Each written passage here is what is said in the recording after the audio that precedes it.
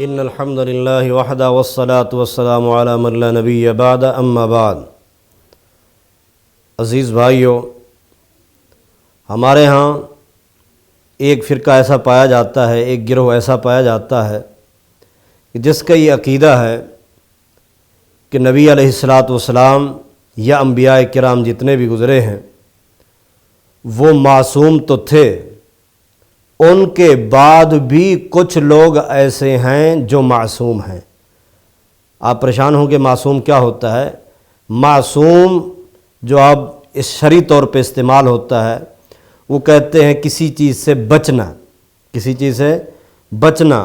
مثلا جس طرح نبی علیہ الصلاۃ والسلام نے فرمایا جو آدمی سورۃ کہف کی ابتدائی آیات یاد کر لیتا ہے تو عصم من فتنۃ الدجال، اس کو دجال کے فتنے سے بچا لیا جائے گا، وہ دجال کے فتنے سے بچ جائے گا۔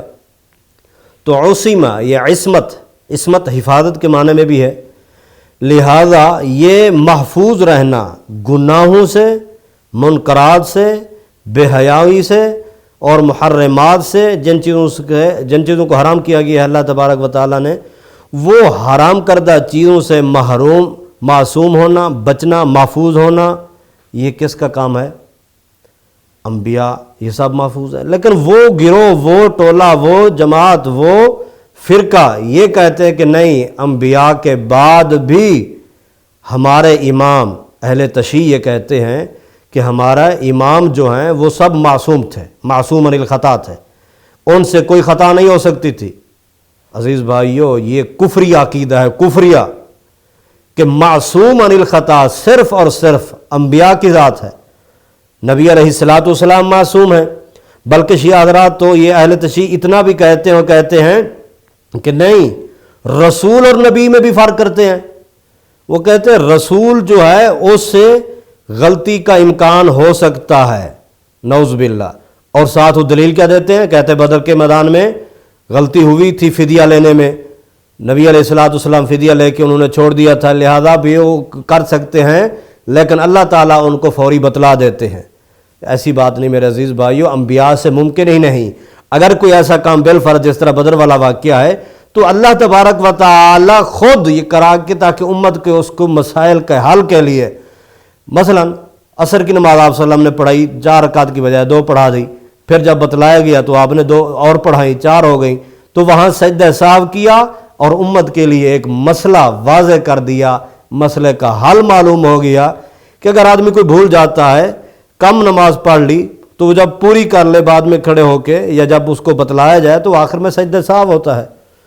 تو یہ کہنا، عقیدہ بنا لینا کہ نہیں انبیاء اور رسل جتنے بھی ہیں وہ سب معصوم عن الخطا تو تھے ان کے بعد، بلکہ اہل تشیع عزیز بھائیو زبان اجازت نہیں دیتی، لیکن آپ لوگوں کو سمجھانے کے لیے میں یہ الفاظ ذکر کر رہا ہوں۔ وہ کہتے ہیں انبیاء کے بعد، رسل کے بعد جو ہمارے امام ہیں وہ ان سے زیادہ معصوم ہیں اور زیادہ فضیلت رکھتے ہیں۔ انا للہ و انا الیہ راجعون، یہ بات غلط۔ اگر معصوم ہوتے انبیاء کے بعد کوئی بھی معصوم ہوتا تو یہ بچہ جانتا ہے، ہر آدمی کو پتہ ہے، ہر ایماندار آدمی جانتا ہے۔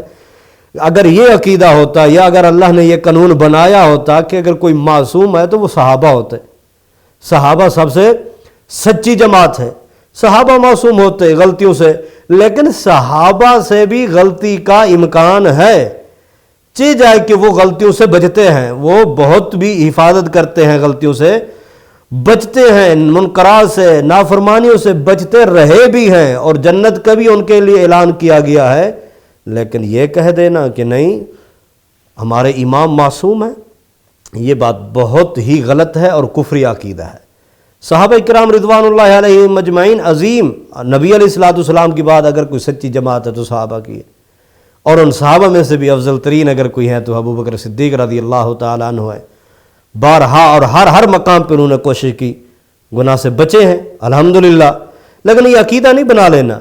اگر یہ بنایا گیا عقیدہ کہ انبیاء کے بعد، رسل کے بعد کوئی معصوم ہے تو لازم ٹھہرے گا کہ اس کے پاس جبریل آتا ہے، اللہ کی وحی آتی ہے، اس کے ذریعے اس کو گناہوں سے، غلطیوں سے دور کیا جاتا ہے. وہ بعد والوں کو تو پتہ بھی نہیں یہ کام غلط ہے یا صحیح ہے. میرے عزیز ساتھیوں، یہ جبرائیل علیہ السلام کا انبیاء کے پاس آنا یہ بھی دلیل ہے کہ انبیاء معصوم تھے. اگر کہیں بھی مثلا آپ نبی علیہ السلام نماز پڑھا رہے ہیں، صحیح بخاری کی حدیث ہے، دوران نماز جبرائیل علیہ السلام آگے کہنے لگے اے اللہ کے رسول صلی اللہ علیہ وسلم، آپ کے ایک پاؤں میں وہ گندگی لگی ہوئی ہے، وہ جوتا ایک طرف اتار دیں.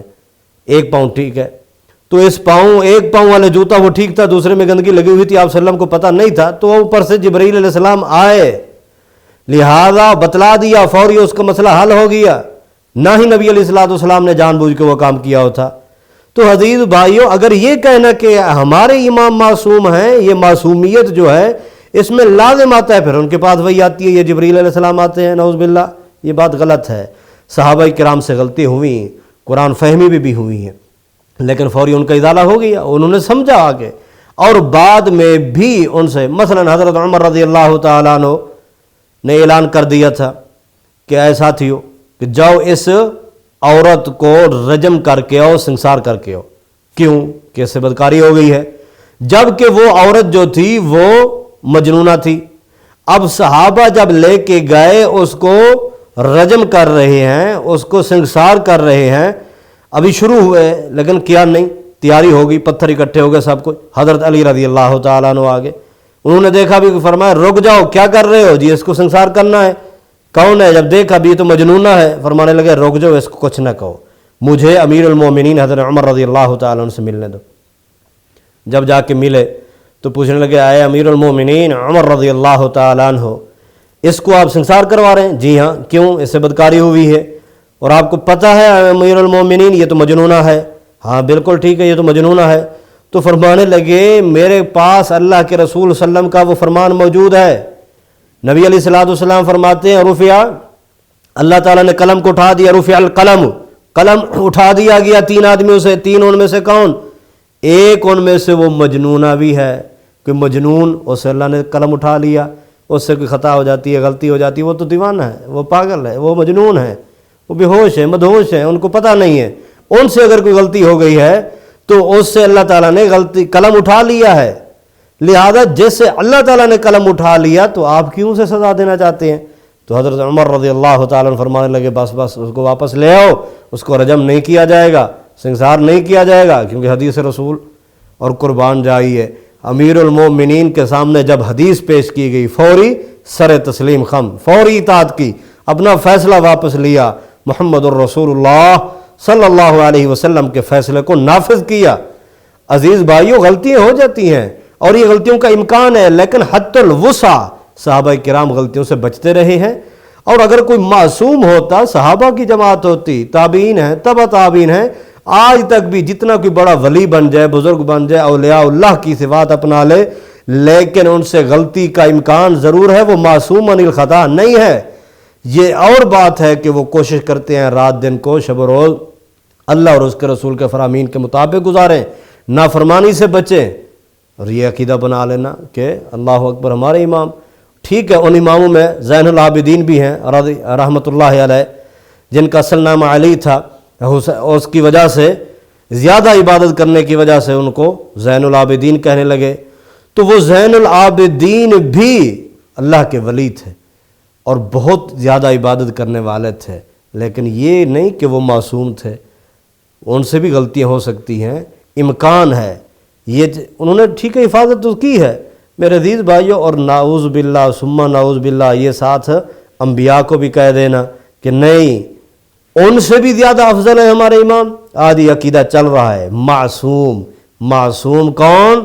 صرف انبیاء. یہ عقیدہ یاد کر لیں تمام ساتھی کہ معصوم صرف اور صرف معصوم عن الخطا، گناہوں سے پاک، گناہوں سے صاف، گناہوں سے مبرہ، خطا سے اور ذنوب اور معاصی سے مبرہ اگر ہیں تو انبیاء ہیں.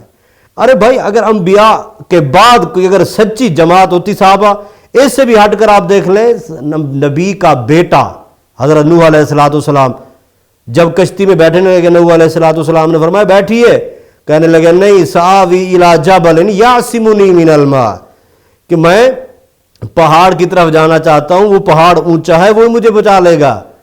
یہ عصمت، یہ محفوظ ہونا، وہ مجھے محفوظ کر لے گا، بچا لے گا. تو حضرت نوح علیہ السلام نے کیا فرمایا؟ لا عاصم الیوم من امر اللہ، آج اللہ کے حکم سے کوئی نہیں بچا سکتا۔